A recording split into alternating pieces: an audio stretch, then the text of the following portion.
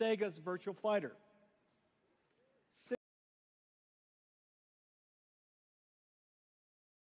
Programmable GPU. And it started 20 plus years of incredible advance in this incredible processor called the GPU. It made modern computer graphics possible. And now, 30 years later, Sega's Virtual Fighter is completely cinematic. This is the new Virtual Fighter project that's coming. I just can't wait. Absolutely incredible. 6 years after that, 6 years after 1999, we invented CUDA so that we could explain or express the programmability of our GPUs to a rich set of algorithms that could benefit from it. CUDA initially was difficult to explain, and it took years, in fact. It took approximately 6 years. Somehow, 6 years later or so, 2012, Alex Karshevsky, Ilya Sutskever, and Jeff Hinton discovered CUDA, used it to process AlexNet, and the rest of it is history. AI has been advancing at an incredible pace since. Started with perception AI. We now can understand images and words and sounds. To generative AI, we can generate images and text and sounds. And now, agentic AI. AIs that can perceive, reason, plan, and act. And then the next phase, some of which we'll talk about tonight, physical AI, 2012. Now, magically, 2018, something happened that was pretty incredible. Google's Transformer was released as BERT, and the world of AI really took off. Transformers, as you know, completely changed the landscape for artificial intelligence. In fact, it completely changed the landscape for computing altogether. We recognized properly that AI was not just a new application with a new business opportunity, but AI, more importantly, machine learning enabled by transformers, was going to fundamentally change how computing works. And today, computing is revolutionized in every single layer, from hand coding, instructions that run on CPUs to create software tools that humans use. We now have machine learning that creates and optimizes neural networks that processes on GPUs and creates artificial intelligence. Every single layer of the technology stack has been completely changed. An incredible transformation in just 12 years. Well, we can now understand information of just about any modality. Surely you've seen text and images and sounds and things like that. But not only can we understand those, we can understand amino acids, we can understand physics. We understand them, we can translate them, and generate them. The applications are just completely endless. In fact, almost any AI application that you see out there, what modality is the input that it learned from? What modality of information did it translate to? And what modality of information is it generating? If you ask these three fundamental questions, just about every single application could be inferred. And so when you see application after applications that are AI-driven, AI-native, at the core of it, this fundamental concept is there. Machine learning has changed how every application is going to be built, how computing will be done, and the possibilities beyond. Well, GPUs, GeForce, in a lot of ways, all of this with AI is the house that GeForce built. GeForce enabled AI to reach the masses. And now, AI is coming home to GeForce. There are so many things that you can't do without AI. Let me show you some of it now.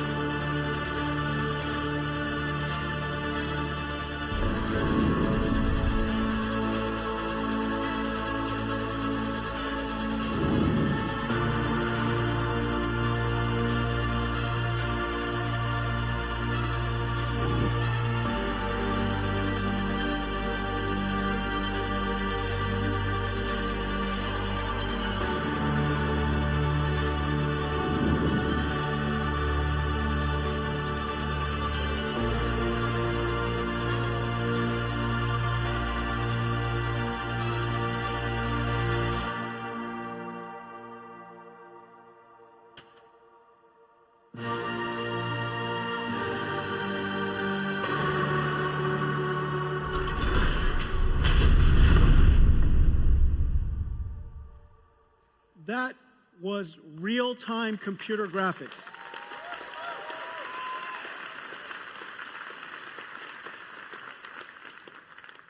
No computer graphics researcher, no computer scientist would have told you that it is possible for us to ray trace every single pixel at this point.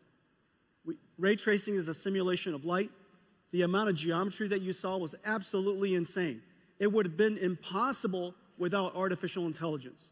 There are two fundamental things that we did.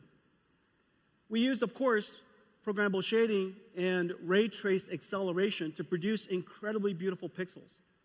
But then we have artificial intelligence be conditioned, be controlled by that pixel to generate a whole bunch of other pixels.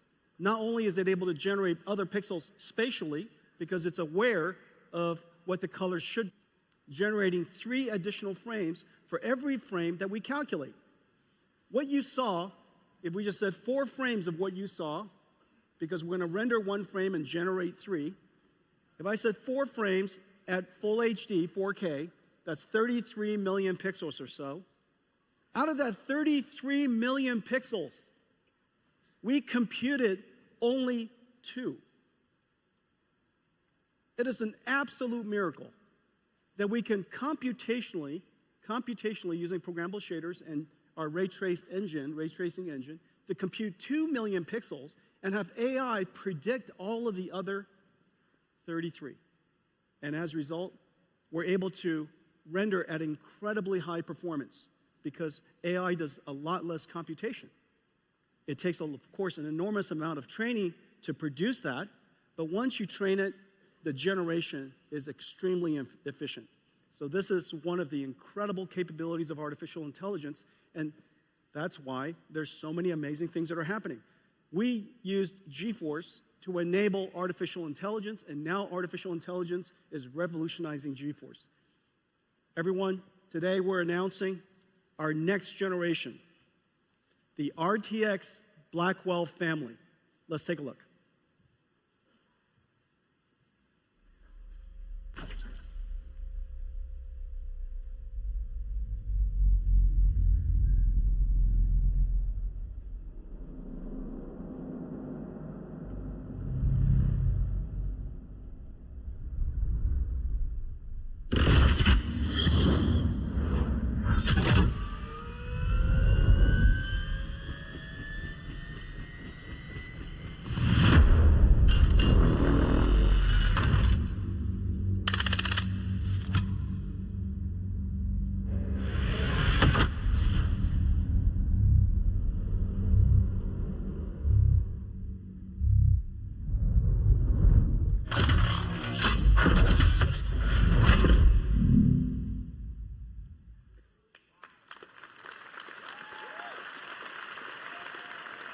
Here it is, our brand new GeForce RTX 50 series Blackwell architecture. The GPU is just a beast. 92 billion transistors, 4,000 TOPS, 4 petaflops of AI, 3 times higher than the last generation Ada. And we need all of it to generate those pixels that I showed you. 380 ray tracing teraflops so that we could, for the pixels that we have to compute the most beautiful image you possibly can.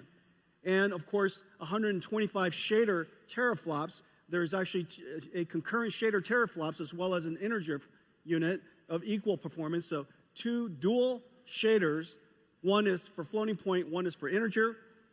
G7 memory from Micron, 1.8 terabytes per second, twice the performance of our last generation. And we now have the ability to intermix AI workloads with computer graphics workloads.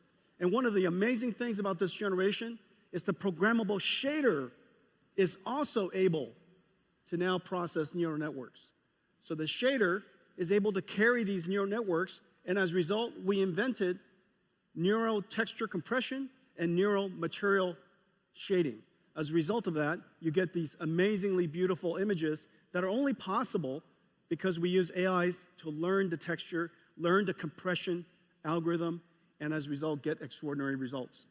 Okay, so this is the brand new RTX Blackwell 5090. Now, even the mechanical design is a miracle. Look at this, it's got 2 fans. This whole graphics card is just one giant fan. You know, so the question is, where's the graphics card? It's literally this big. The voltage regulated design is state-of-the-art, incredible design. The engineering team did a great job. So here it is. Thank you.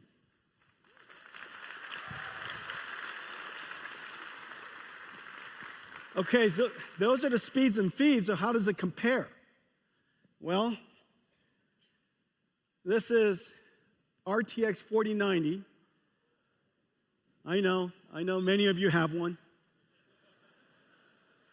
I know it. Look, it's $1,599. It is one of the best investments you could possibly make. For $1,599, you bring it home to your $10,000 PC entertainment command center. Isn't that right? Don't tell me that's not true. Don't be ashamed. It's liquid cooled, fancy lights all over it.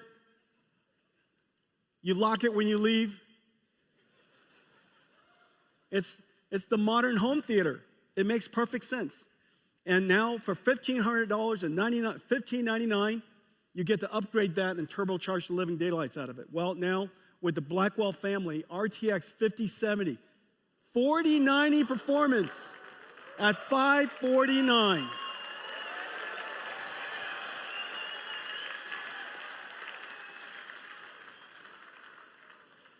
Impossible without artificial intelligence. Impossible without the 4 teraops of AI tensor cores. Impossible without the G7 memories.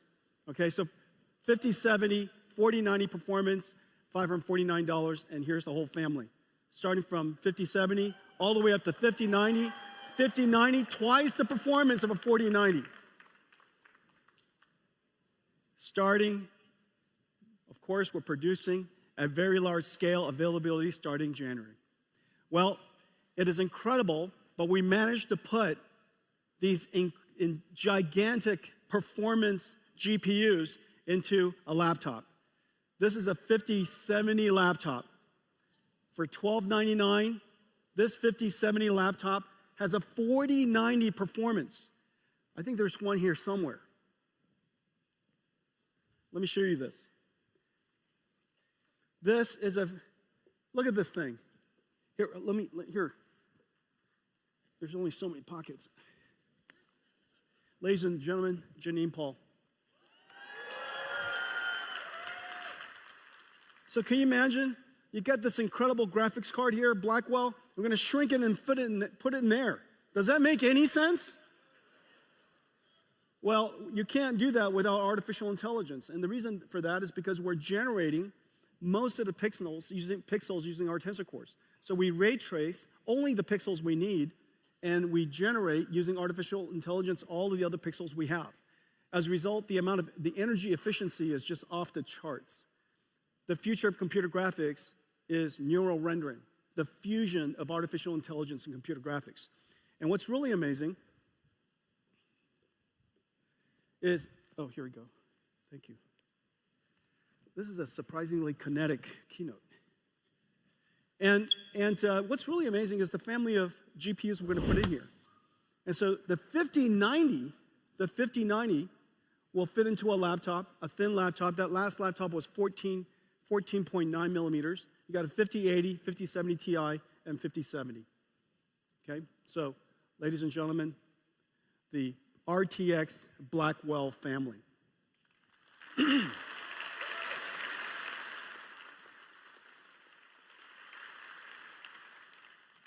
Well, GeForce brought AI to the world, democratized AI. Now AI has come back and revolutionized GeForce. Let's talk about artificial intelligence. Let's go to somewhere else at NVIDIA.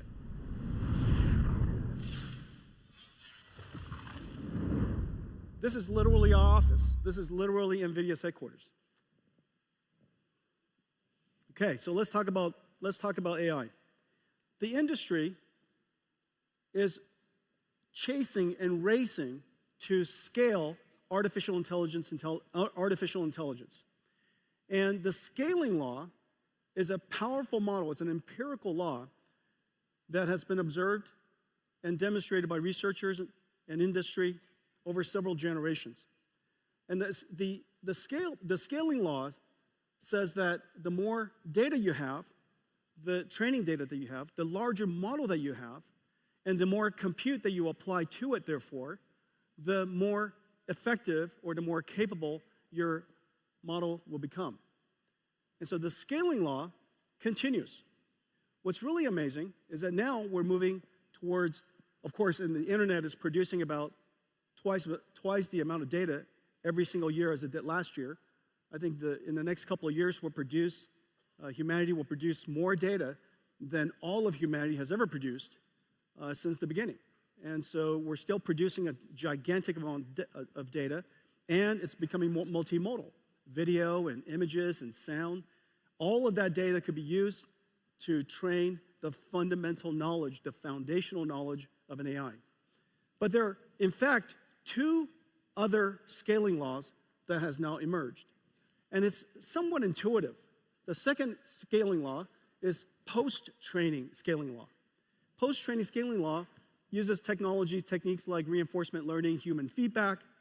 Basically, the AI produces and generates answers based on a human query. The human then, of course, gives a feedback. It's much more complicated than that, but that reinforcement learning system with a fair number of very high-quality prompts causes the AI to refine its skills. It could fine-tune its skills for particular domains. It could be better at solving math problems, better at reasoning, so on and so forth. And so it's essentially like having a mentor or having a coach give you feedback after you're done going to school. And so you get tests, you get feedback, you improve yourself. We also have reinforcement learning AI feedback, and we have synthetic data generation. These techniques are rather akin to, if you will, self-practice. You know the answer to a particular problem, and you continue to try it until you get it right. And so an AI could be presented with a very complicated and a difficult problem that is verifiable functionally, and it has an answer that we understand, maybe proving a theorem, maybe solving a geometry problem. And so these problems would cause the AI to produce answers, and using reinforcement learning, you would learn how to improve itself. That's called post-training.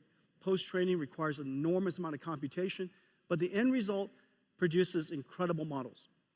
We now have a third scaling law, and this third scaling law has to do with what's called test time scaling. Test time scaling is basically when you're being used.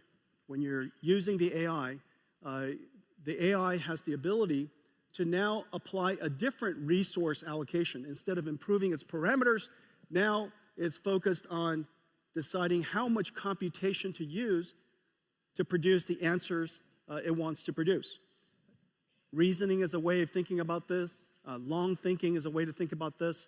Instead of a direct inference or one-shot answer, you might reason about it. You might break down the problem into multiple steps. You might generate multiple ideas and evaluate, your AI system would evaluate which one of the ideas that you generated was the best one. Maybe it solves the problem step by step, so on and so forth. And so now test time scaling has proven to be incredibly effective. You're watching this sequence of technology and all of these scaling laws emerge as we see incredible achievements from ChatGPT to o1 to o3, and now Gemini Pro. All of these systems are going through this journey step by step of pre-training to post-training to test time scaling. Well, the amount of computation that we need, of course, is incredible. And we would like, in fact, that society has the ability to scale the amount of computation to produce more and more novel and better intelligence. Intelligence, of course, is the most valuable asset that we have, and it can be applied to solve a lot of very challenging problems. And so, scaling law. It's driving enormous demand for NVIDIA computing. It's driving an enormous demand for this incredible chip we call Blackwell. Let's take a look at Blackwell. Well, Blackwell is in full production. It is incredible what it looks like. So first of all, there's some, every single cloud service provider now have systems up and running. We have systems here from about 15 computer makers.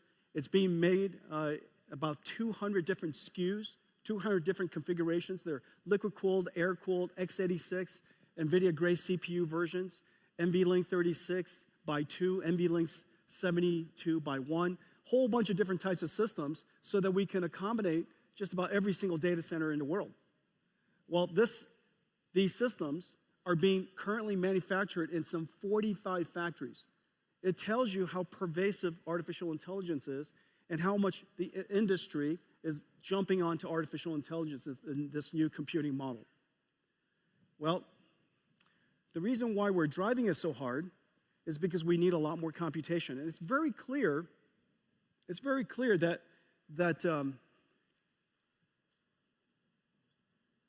Janine?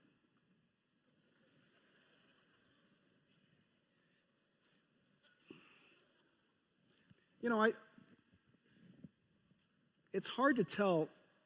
You don't ever want to reach your hands into a dark place. Hang on a second. Is this a good idea? All right.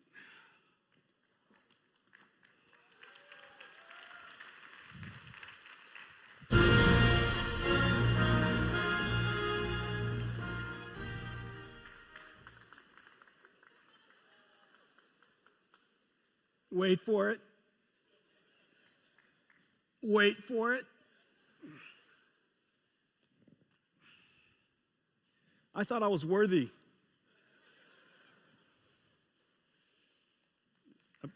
Apparently, Yonir didn't think I was worthy. All right. This is my show and tell. This is a show and tell. So, this NVLink system, this right here, this NVLink system, this is GB200 NVLink 72. It is 1.5 tons, 600,000 parts, approximately equal to 20 cars, 120 kilowatts. It has a spine behind it that connects all of these GPU together, 2 miles of copper cable, 5,000 cables. This is being manufactured in 45 factories around the world. We build them, we liquid cool them, we test them, we disassemble them, ship them in parts to the data centers because it's 1.5 tons. We reassemble it outside the data centers and install them. The manufacturing is insane. But the goal of all of this is because the scaling laws are driving computing so hard that this level of computation, Blackwell over our last generation, improves the performance per watt by a factor of 4. Performance per watt by a factor of 4, performance per dollar by a factor of 3. That basically says that in one generation, we reduce the cost of training these models by a factor of 3. Or if you want to increase the size of your model by a factor of 3, it's about the same cost. But the important thing is this. These are generating tokens that are being used by all of us when we use ChatGPT or when we use Gemini, use our phones in the future. Just about all of these applications are going to be consuming these AI tokens. And these AI tokens are being generated by these systems.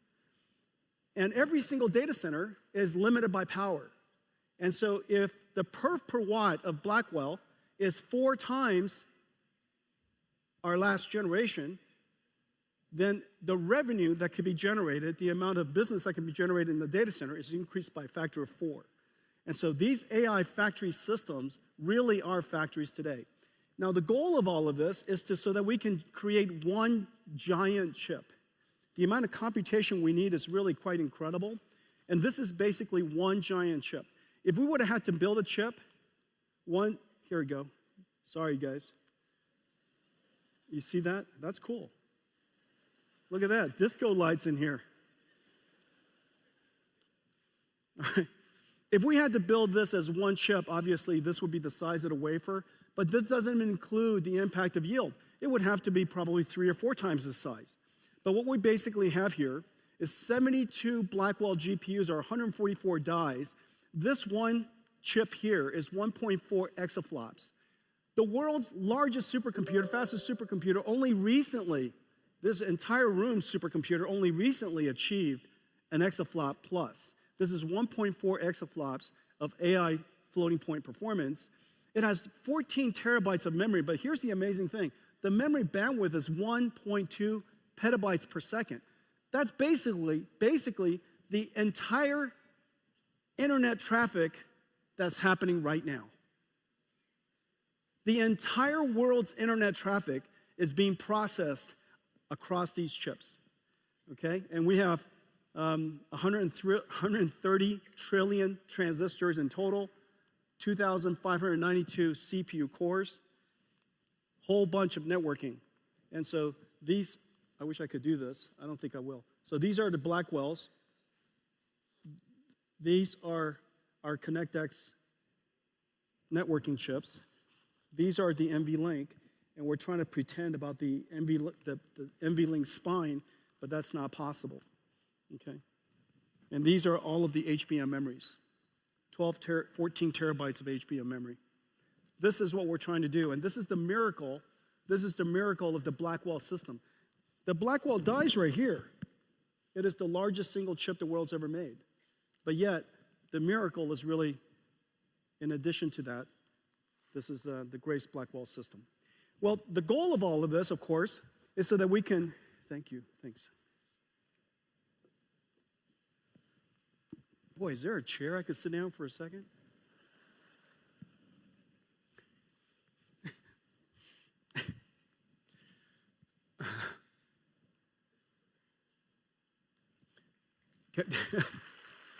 Can I have a Michelob Ultra?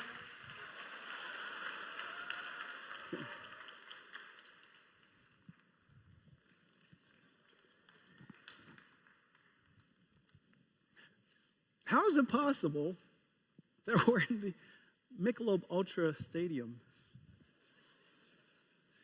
It's like coming to NVIDIA and we don't have a GPU for you.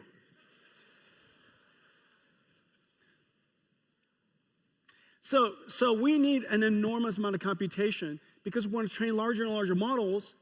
And these inferences used to be one inference, but in the future, the AI is going to be talking to itself. It's going to be thinking.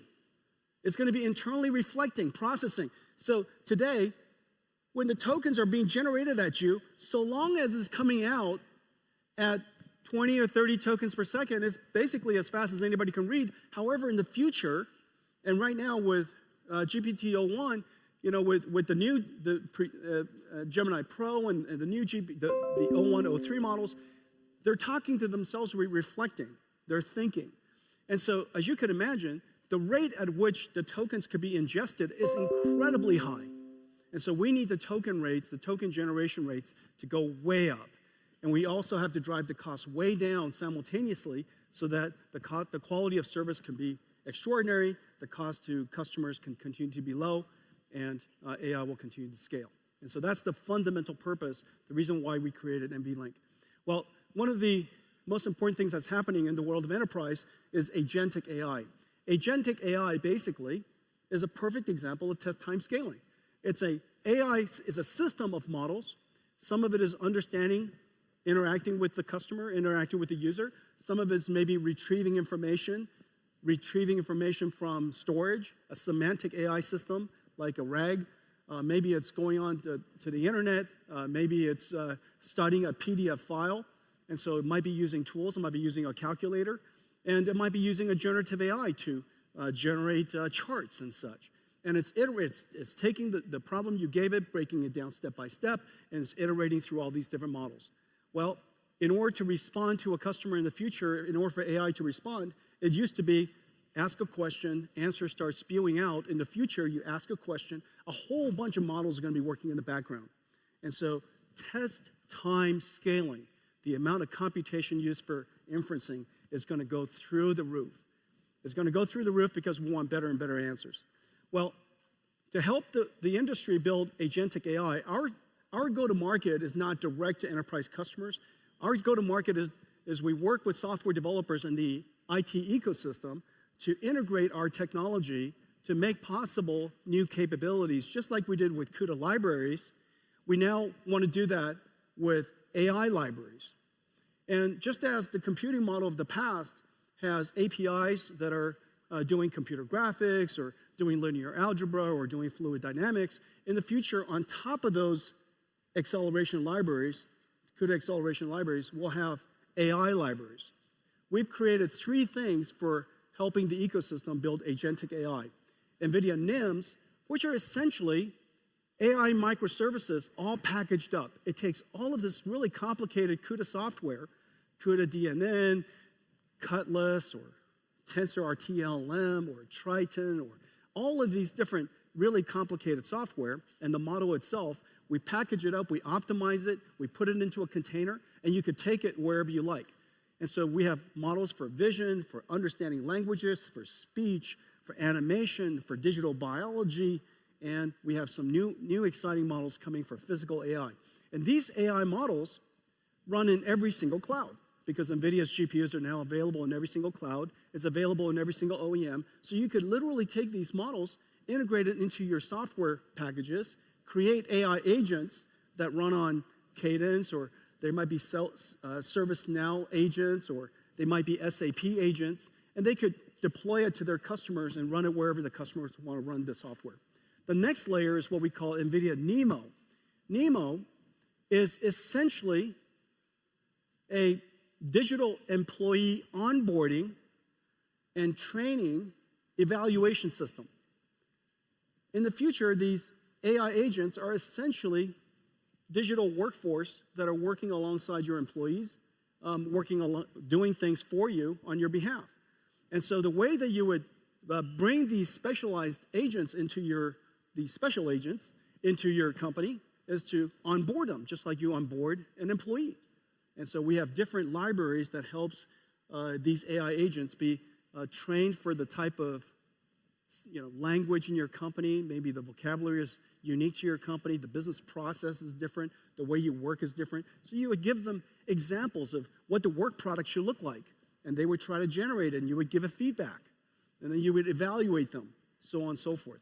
And so that, and you would guardrail them. You say, these are the things that you're not allowed to do. These are the things you're not allowed to say. And we even give them access to certain information. Okay, so that entire pipeline, digital employee pipeline, is called NeMo. In a lot of ways, the IT department of every company is going to be the HR department of AI agents in the future. Today, they manage and maintain a bunch of software from from the IT industry. In the future, they'll maintain, nurture, onboard, and improve a whole bunch of digital agents and provision them to the companies to use.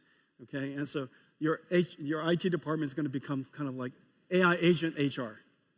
And on top of that, we provide a whole bunch of blueprints that our ecosystem could take advantage of. All of this is completely open source, and so you could take it and modify the blueprints. We have blueprints for all kinds of different types of agents. Well, today we're also announcing that we're doing something that's really cool and I think really clever.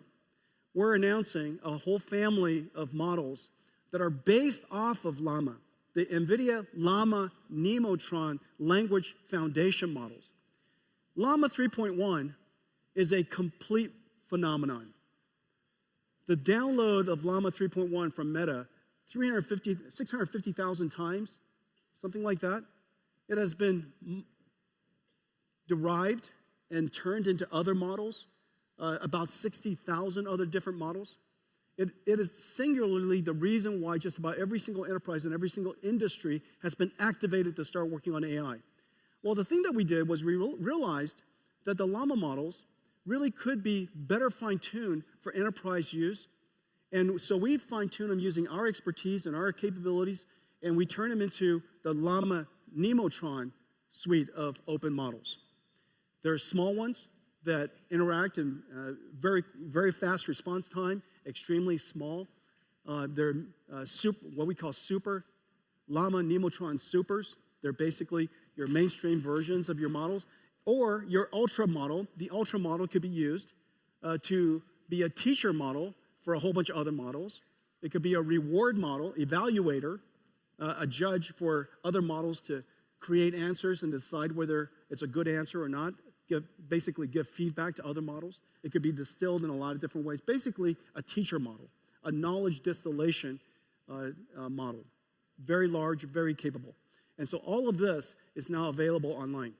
Well, these models are incredible. It's number one in leaderboards for chat, leaderboard for instruction, leaderboard for retrieval. So the different types of functionalities necessary that are used in AI agents around the world, these are going to be incredible models for you. We're also working with the ecosystem. All of our NVIDIA AI technologies are integrated into the IT industry.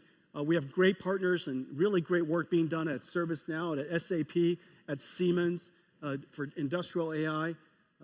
Cadence is doing great work. Synopsys is doing great work. I'm really proud of the work that we do with Perplexity. As you know, they revolutionized search. Yeah, really fantastic stuff.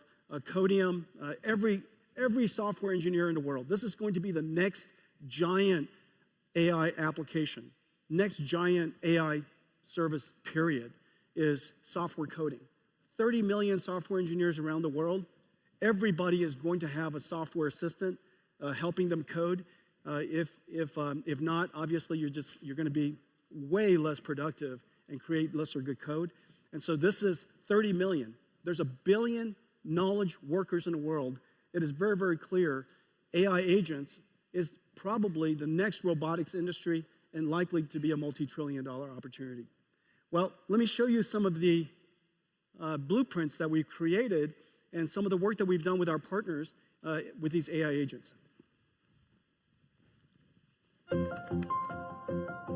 AI agents are the new digital workforce, working for and with us. AI agents are a system of models that reason about a mission, break it down into tasks, and retrieve data or use tools to generate a quality response. NVIDIA's agentic AI building blocks, NIM pre-trained models, and NEMO framework let organizations easily develop AI agents and deploy them anywhere. We will onboard and train our agentic workforces on our company's methods, like we do for employees. AI agents are domain-specific task experts. Let me show you 4 examples. For the billions of knowledge workers and students, AI research assistant agents ingest complex documents like lectures, journals, financial results, and generate interactive podcasts for easy learning. By combining a UNet regression model with a diffusion model, CoreDiff can downscale global weather forecasts down from 25 kilometers to 2 kilometers. Developers, like at NVIDIA, manage software security AI agents that continuously scan software for vulnerabilities, alerting developers to what action is needed. Virtual Lab AI agents help researchers design and screen billions of compounds to find promising drug candidates faster than ever. And Video Analytics AI agents, built on an NVIDIA Metropolis blueprint, including NVIDIA Cosmos Nematron vision language models, Llama Nematron LLMs, and Nemo Retriever. Metropolis agents analyze content from the billions of cameras generating 100,000 petabytes of video per day. They enable interactive search, summarization, and automated reporting, and help monitor traffic flows, flagging congestion or danger. In industrial facilities, they monitor processes and generate recommendations or improvement. Metropolis agents centralize data from hundreds of cameras and can reroute workers or robots when incidents occur. The age of agentic AI is here for every organization. Okay. That was the first pitch at a baseball game. That was not generated. I just felt that none of you were impressed. Okay, so AI was created in the cloud and for the cloud. AI was created in the cloud and for the cloud. And for enjoying AI on phones, of course, it's perfect. Very, very soon, we're going to have a continuous AI that's going to be with you. And when you use those Meta glasses, you could, of course, point at something, look at something, and ask it, whatever information you want. And so AI is perfect in the cloud. It was created in the cloud, it's perfect in the cloud. However, we would love to be able to take that AI everywhere. I've mentioned already that you could take NVIDIA AI to any cloud, but you could also put it inside your company. But the thing that we want to do more than anything is put it on our PC as well. And so, as you know, Windows 95 revolutionized the computer industry. It made possible this new suite of multimedia services, and it changed the way that applications was created forever. Windows 95, this model of computing, of course, is not perfect for AI. And so the thing that we would like to do is we would like to have, in the future, your AI basically become your AI assistant. And instead of just the 3D APIs and the sound APIs and the video APIs, you would have generative APIs for 3D, and generative APIs for language, and generative AI for sound, and so on and so forth. And we need a system that makes that possible while leveraging the massive investment that's in the cloud. There's no way that the world can create yet another way of programming AI models. It's just not going to happen. And so if we could figure out a way to make Windows PC a world-class AI PC, it would be completely awesome. And it turns out the answer is Windows. It's Windows WSL2. Windows WSL2. Windows WSL2 basically is two operating systems within one. It works perfectly. It's developed for developers, and it's developed so that you can have access to bare metal. WSL2 has been optimized for cloud-native applications. It is optimized for, and very importantly, it's been optimized for CUDA. And so WSL2 supports CUDA perfectly out of the box.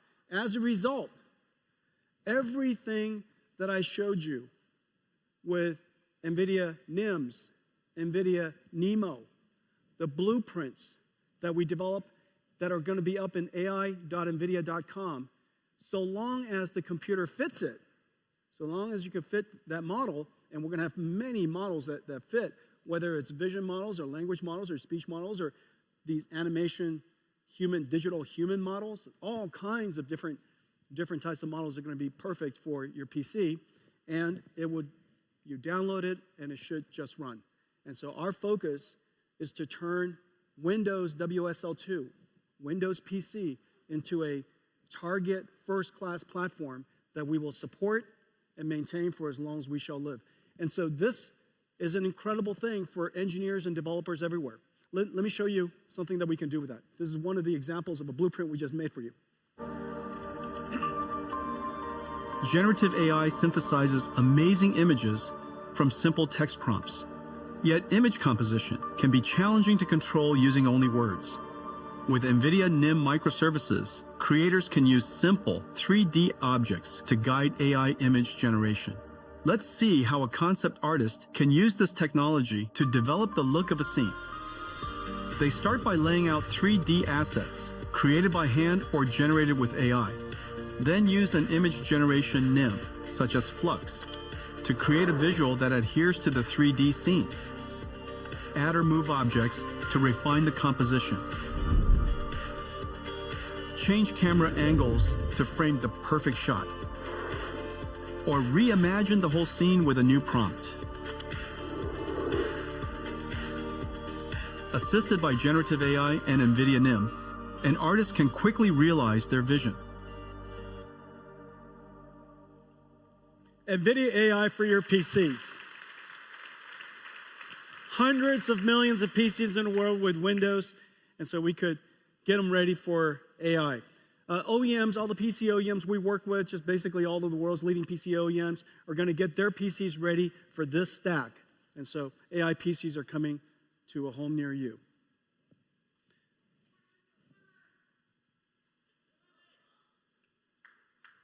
Linux is good.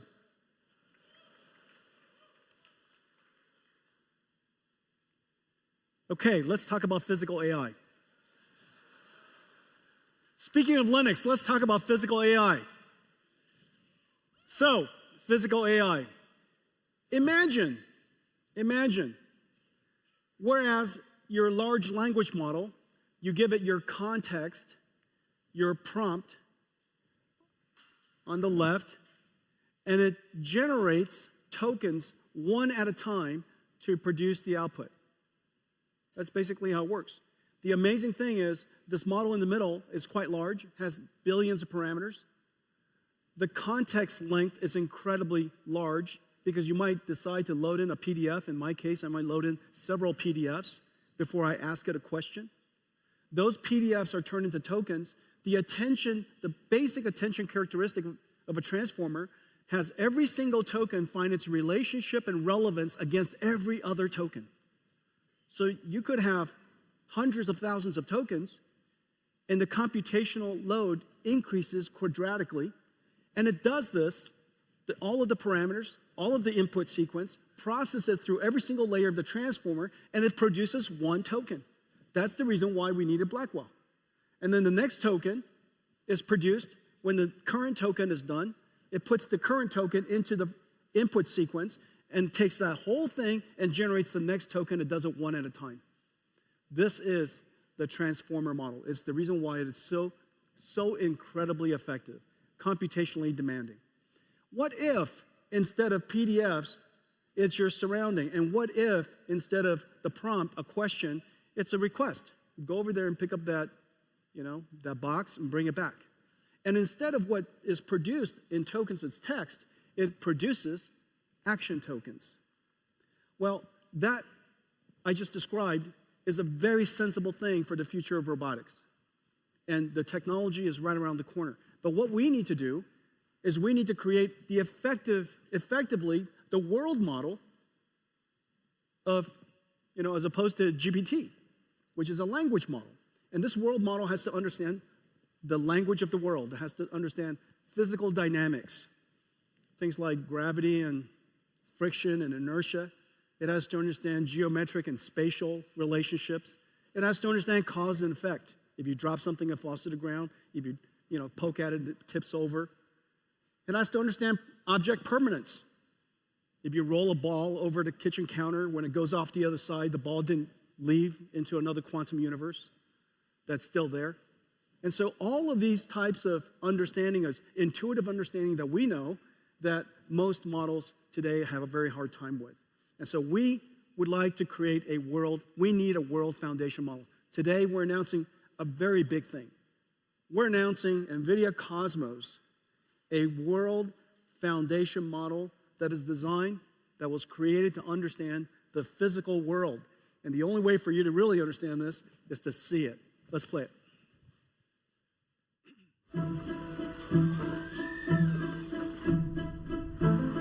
The next frontier of AI is physical AI. Model performance is directly related to data availability, but physical world data is costly to capture, curate, and label. NVIDIA Cosmos is a world foundation model development platform to advance physical AI.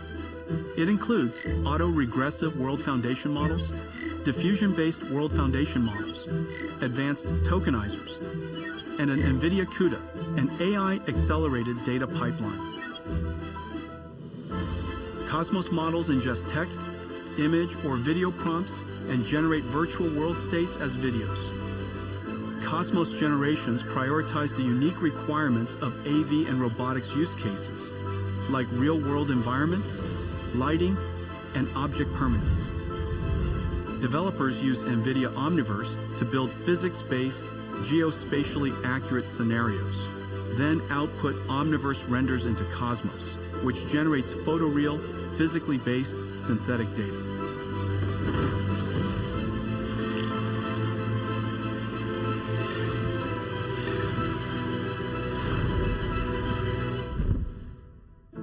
Whether diverse objects or environments,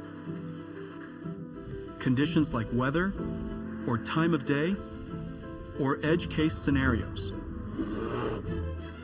Developers use Cosmos to generate worlds for reinforcement learning AI feedback to improve policy models, or to test and validate model performance, even across multi-sensor views.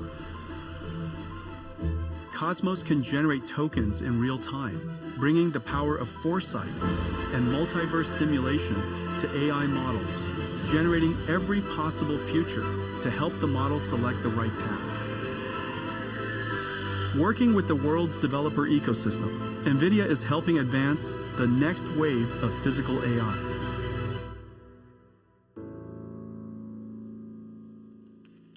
NVIDIA Cosmos. NVIDIA Cosmos. NVIDIA Cosmos, the world's first world foundation model. It is trained on 20 million hours of video. The 20 million hours of video focuses on physical dynamic things. So dynamic nature themes, humans walking, hands moving, manipulating things, things that are fast camera movements. It's really about teaching the AI, not about generating creative content, but teaching the AI to understand the physical world. And with this physical AI, there are many downstream things that we could do as a result. We could do synthetic data generation to train models. We could distill it and turn it into effectively the beginnings of a robotics model. You could have it generate multiple physically based, physically plausible scenarios of the future, basically do a Doctor Strange. You could, because this model understands the physical world, of course, you saw a whole bunch of images generated. This model understanding the physical world, it also could do, of course, captioning. And so it could take videos, caption it incredibly well, and that captioning and the video could be used to train large language models, multimodality large language models. And so you could use this technology to use this foundation model to train robots, as well as large language models. And so this is the NVIDIA Cosmos. The platform has an autoregressive model for real-time applications, has diffusion model for very high-quality image generation. It's incredible tokenizer, basically learning the vocabulary of real world, and a data pipeline so that if you would like to take all of this and then train it on your own data, this data pipeline, because there's so much data involved, we've accelerated everything end-to-end for you. And so this is the world's first data processing pipeline that's CUDA accelerated as well as AI accelerated. All of this is part of the Cosmos platform. And today we're announcing that Cosmos is open licensed. It's open available on GitHub.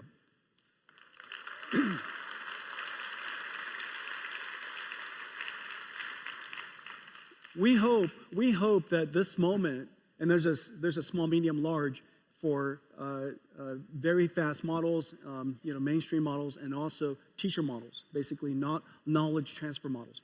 Cosmos World Foundation model being open, we really hope will do for the world of robotics and industrial AI what Llama 3 has done for enterprise AI. The magic happens when you connect Cosmos to Omniverse, and the reason fundamentally is this. Omniverse is a physics grounded, not physically grounded, but physics grounded. It's algorithmic physics, principled physics simulation grounded system. It's a simulator.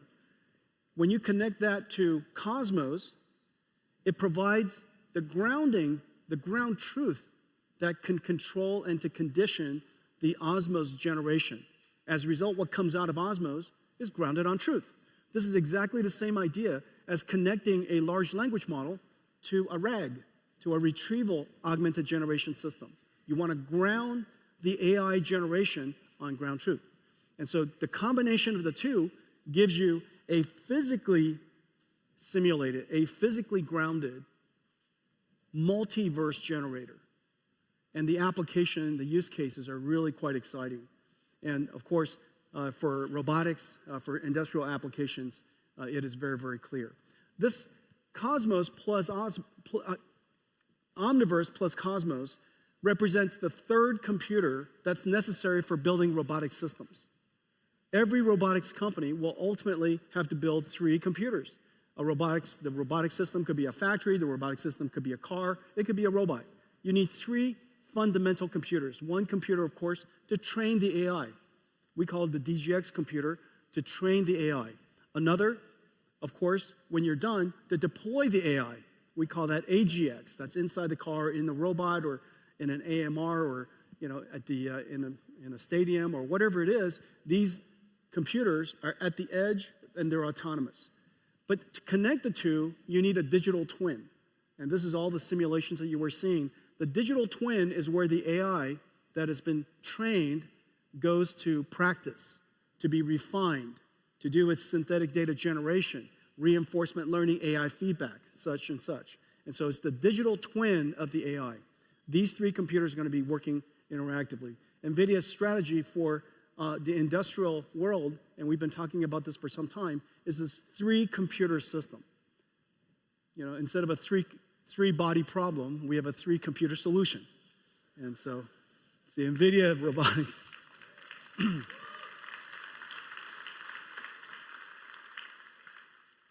So let me give you 3 examples. All right, so the first example is how we apply all of this to industrial digitalization. There are millions of factories, hundreds of thousands of warehouses. That's basically it's the backbone of a $50 trillion manufacturing industry. All of that has to become software defined. All of it has to have automation in the future. And all of it will be infused with robotics. Well, we're partnering with Kion, the world's leading warehouse automation solutions provider, and Accenture, the world's largest professional services provider, and they have a big focus in digital manufacturing. And we're working together to create something that's really special. And I'll show you that in a second. But our go-to-market is essentially the same as all of the other software platforms and all the technology platforms that we have. Through the developers and ecosystem partners, and we have just a growing number of ecosystem partners connecting to Omniverse. And the reason for that is very clear. Everybody wants to digitalize the future of industries.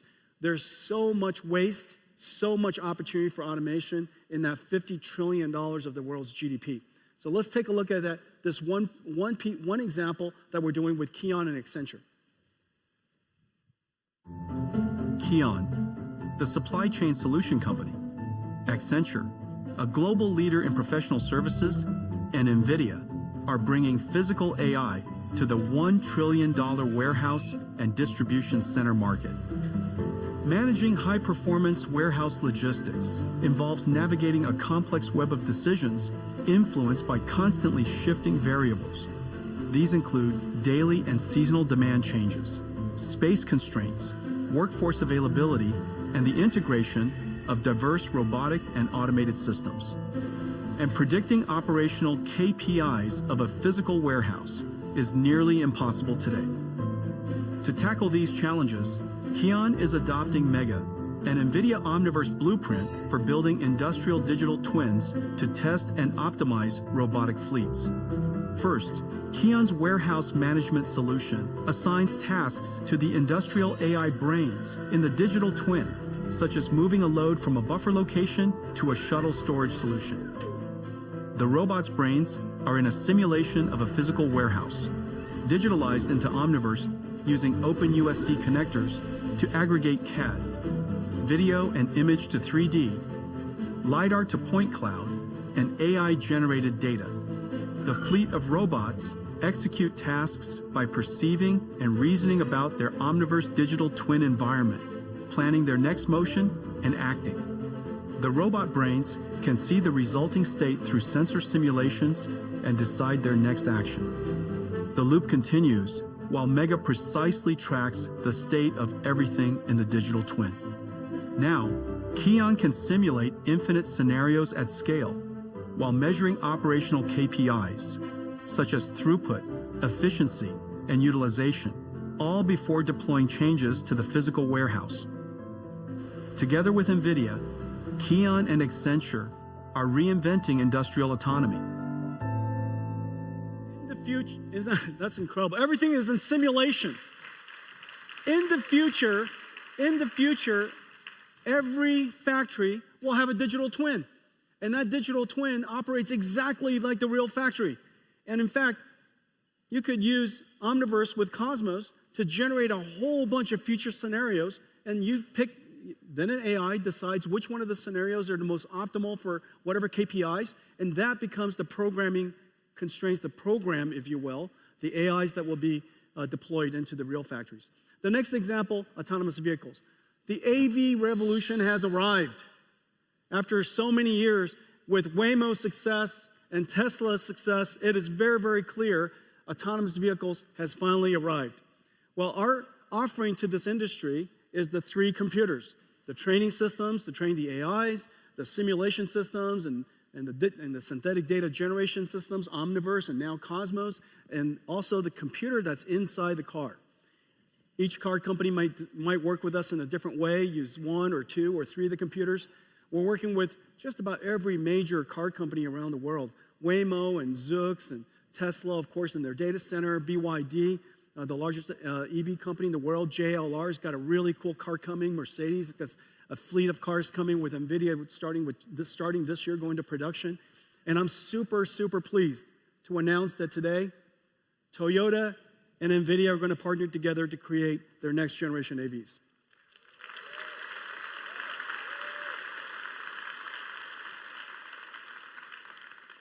Just so many cool companies, Lucid and Rivian and Xiaomi and of course Volvo, just so many different companies. Wabi is building self-driving trucks. Aurora, we announced this week also that Aurora is going to use NVIDIA to build self-driving trucks.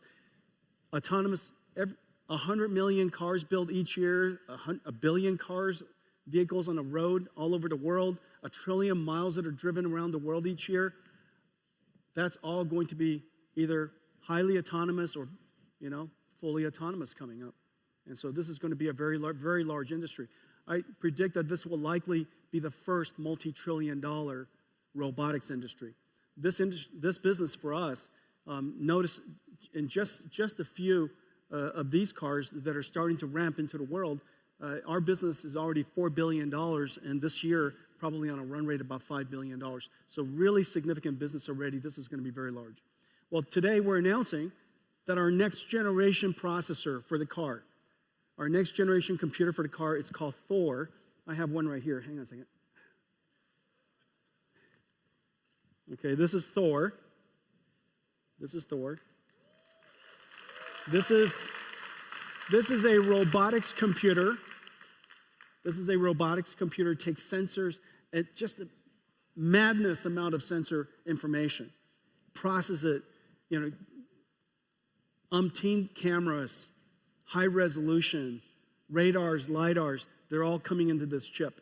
And this chip has to process all that sensor, turn them into tokens, put them into a transformer, and predict the next path. And this AV computer is now in full production. Thor is 20 times the processing capability of our last generation Orin, which is really the standard of autonomous vehicles today. And so this is just really quite incredible. Thor is in full production. This robotics processor, by the way, also goes into a full robot. And so it could be an AMR, it could be a humanoid robot, it could be the brain, it could be the manipulator. This processor basically is a universal robotics computer.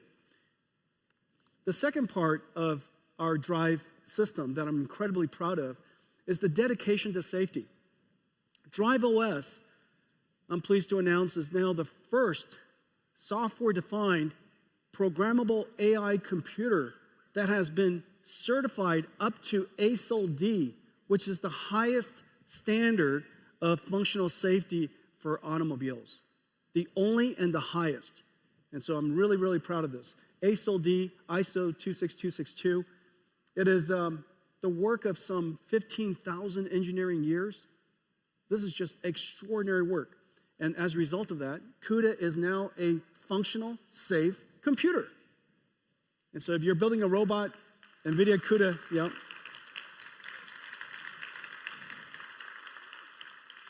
Okay, so now I told you I was going to show you what would we use Omniverse and Cosmos to do in the context of self-driving cars.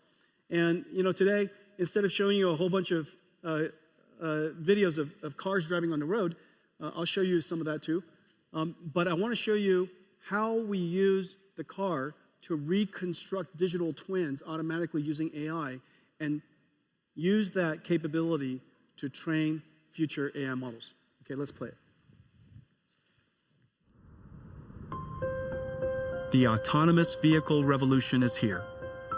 Building autonomous vehicles, like all robots, requires 3 computers: NVIDIA DGX to train AI models, Omniverse to test drive and generate synthetic data, and Drive AGX, a supercomputer in the car. Building safe autonomous vehicles means addressing edge scenarios, but real-world data is limited, so synthetic data is essential for training. The Autonomous Vehicle Data Factory, powered by NVIDIA Omniverse, AI models, and Cosmos, generates synthetic driving scenarios that enhance training data by orders of magnitude. First, OmniMap fuses map and geospatial data to construct drivable 3D environments. Driving scenario variations can be generated from replayed drive logs or AI traffic generators. Next, a neural reconstruction engine uses autonomous vehicle sensor logs to create high-fidelity 4D simulation environments. It replays previous drives in 3D and generates scenario variations to amplify training data. Finally, Edify 3DS automatically searches through existing asset libraries or generates new assets to create sim-ready scenes. The Omniverse scenarios are used to condition Cosmos to generate massive amounts of photorealistic data, reducing the sim-to-real gap. And with text prompts, generate near infinite variations of the driving scenario. With Cosmos Nemotron Video Search, the massively scaled synthetic dataset, combined with recorded drives, can be curated to train models.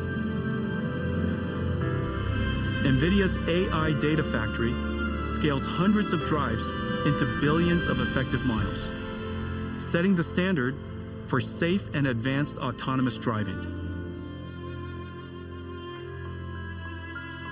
Isn't that incredible? We take thousands of drives and turn them into billions of miles. We are going to have mountains of training data for autonomous vehicles. Of course, we still need actual cars on the road. Of course, we will continuously collect data for as long as we shall live. However, synthetic data generation using this multiverse, physically based, physically grounded capability so that we generate data for training AIs that are physically grounded and accurate or plausible so that we could have an enormous amount of data to train with. The AV industry is here. This is an incredibly exciting time, super excited about the next several years. I think you're going to see, just as computer graphics was revolutionized such incredible pace, you're going to see the pace of AV development increasing tremendously over the next several years.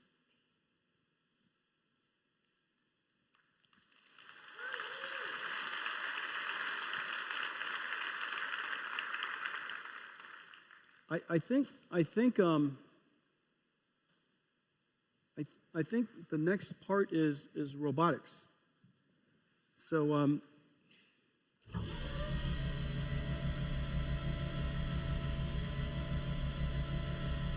humanoid robots,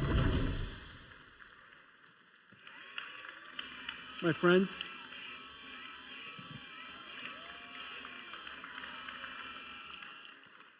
The ChatGPT moment for general robotics is just around the corner.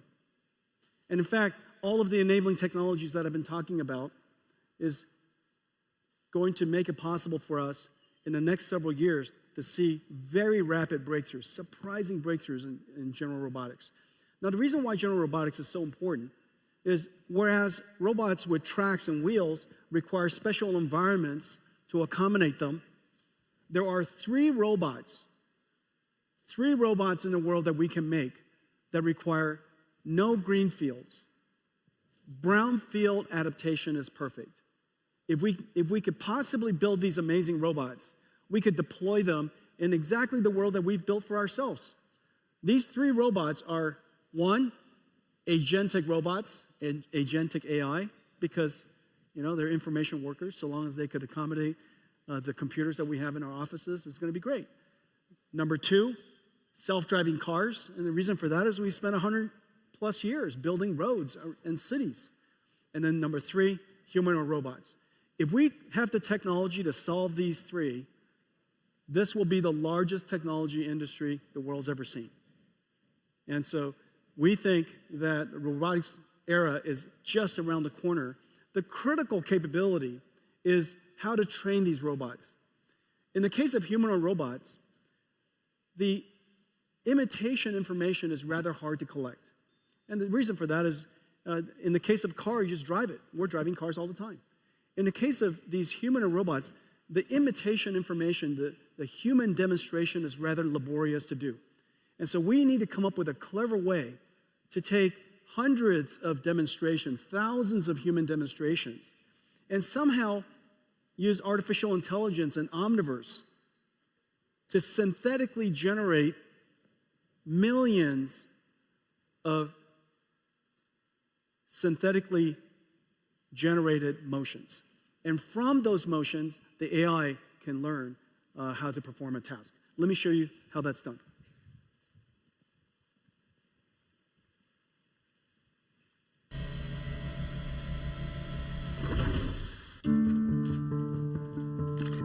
Developers around the world are building the next wave of physical, AI-embodied robots, humanoids. Developing general-purpose robot models requires massive amounts of real-world data, which is costly to capture and curate.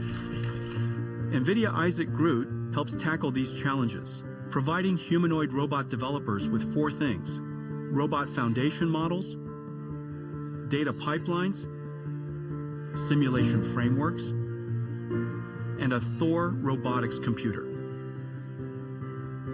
The NVIDIA Isaac GR00T blueprint for synthetic motion generation is a simulation workflow for imitation learning, enabling developers to generate exponentially large data sets from a small number of human demonstrations. First, GR00T Teleop enables skilled human workers to portal into a digital twin of their robot using the Apple Vision Pro. This means operators can capture data even without a physical robot, and they can operate the robot in a risk-free environment. eliminating the chance of physical damage or wear and tear.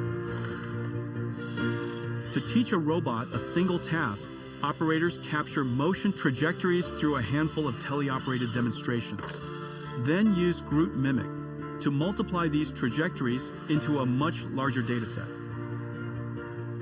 Next, they use Group Gen, built on Omniverse and Cosmos for domain randomization and 3D to real upscaling, generating an exponentially larger dataset. The Omniverse and Cosmos Multiverse Simulation Engine provides a massively scaled dataset to train the robot policy.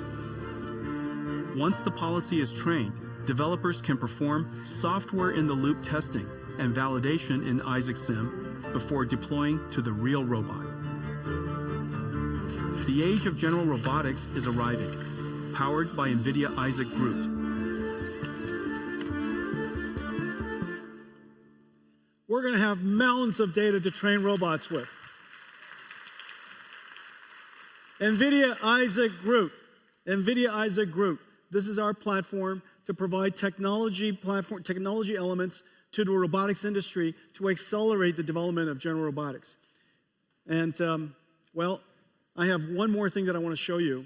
None of this would be possible if not for this incredible project that we started about a decade ago.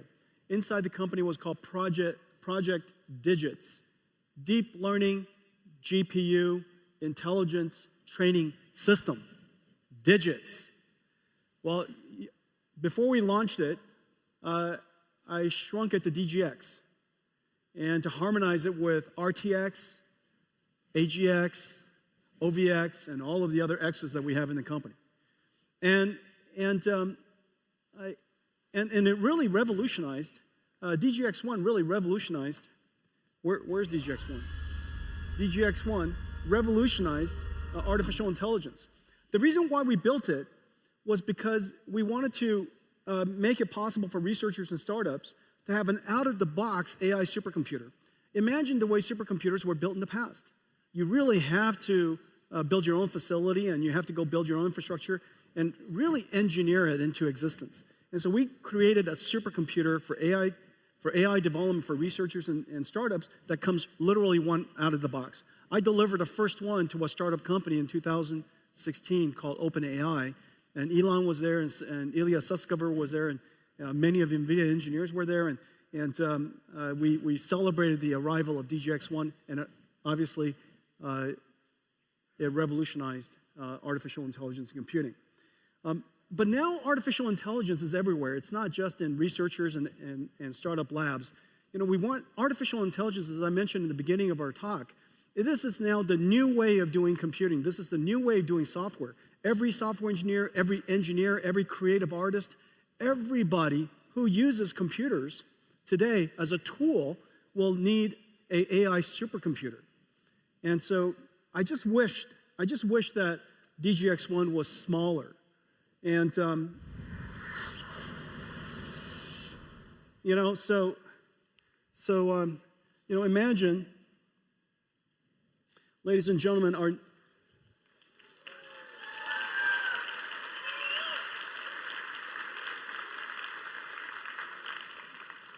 this is NVIDIA's latest AI supercomputer. And it's fondly called Project Digits right now. And if you have a good name for it, reach out to us. Here's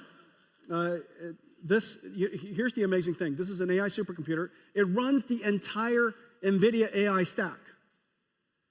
All of NVIDIA's software runs on this. DGX Cloud runs on this. This sits, well, somewhere, and it's wireless or, you know, connected to your computer. It's even a workstation if you like it to be. And you could access it, you could reach it like a cloud supercomputer, and NVIDIA's AI works on it. And it's based on a super secret chip that we've been working on called GB110, the smallest Grace Blackwell that we make. And I have, well, you know what? Let's show everybody inside.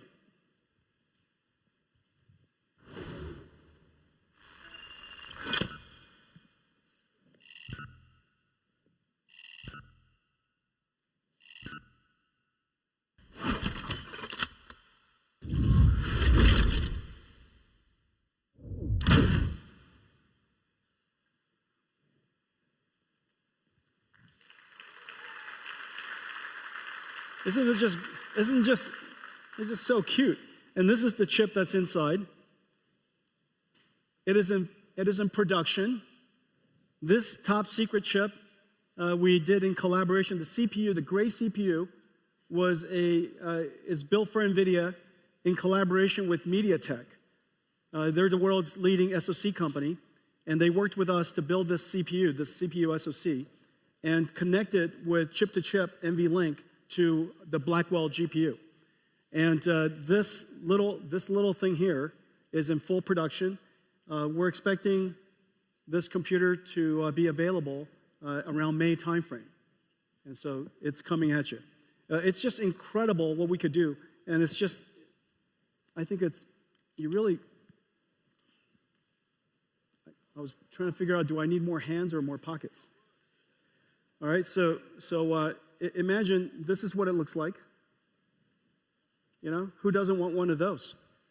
And if you use PC, Mac, anything, because it's a cloud platform. It's a cloud computing platform that sits on your desk. You could also use it as a Linux workstation if you like.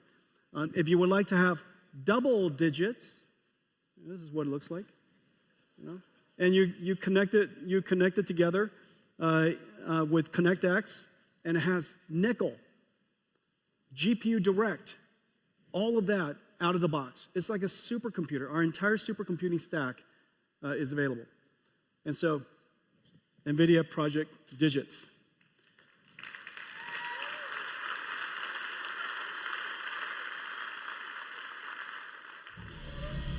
Okay. Well, let me tell you what I told you. I told you that we are in production with 3 new Blackwells. Not only is the Grace Blackwell supercomputers, NVLink 72s, in production all over the world, we now have 3 new Blackwell systems in production.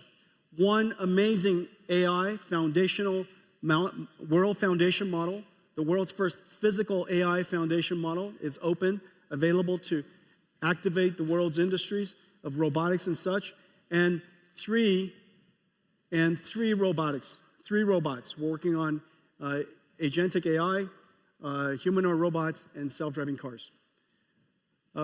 It's been an incredible year. I want to thank all of you for your partnership. Thank all of you for coming. I made you a short video to reflect on last year and look forward to the next year. Play, please.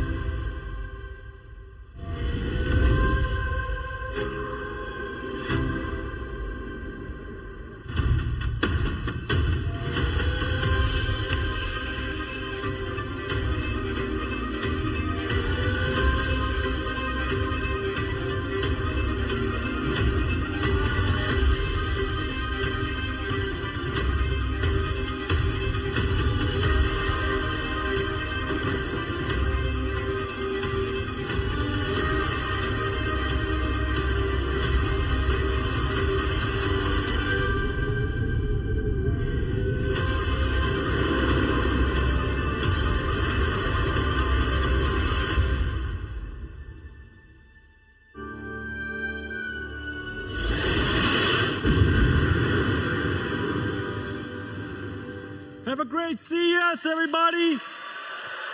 Happy New Year. Thank you.